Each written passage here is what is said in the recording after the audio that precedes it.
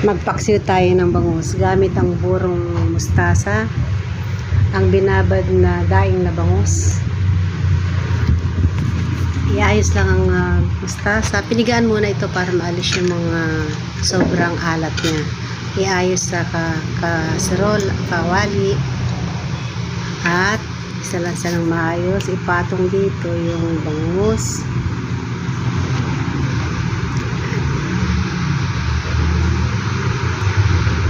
At ibuhos yung pinagbabaran ng daing na bangus.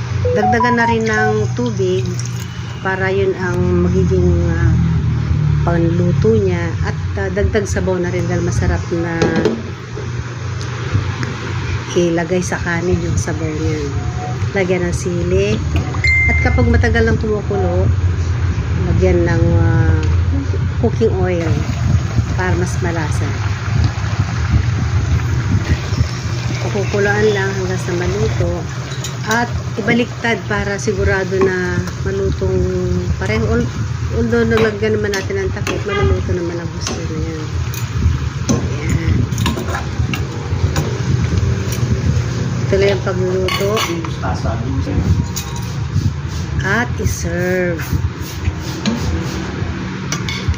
Yan po ang ating pinaksiw na daing na bangus na may kasamang burong mustasa. Enjoy eating!